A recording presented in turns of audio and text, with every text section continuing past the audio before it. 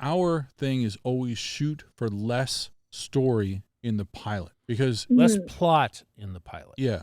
Well, and what he's saying is just more character because those character choices are why we're going to come back.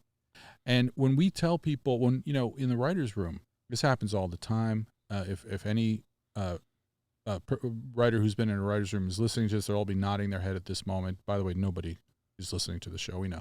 But who is at least not at this moment. yeah, right, not because it's not live. But what they do is you end up moving stuff. We call it moving it to the left because you lay out your episodes, or even you lay out one episode, and there's some not exciting stuff.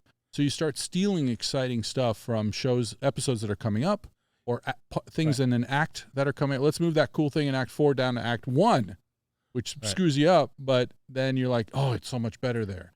And now we have to come up with more stuff. And the rule is save nothing, right? Because you can always come up with more story if the story you have works.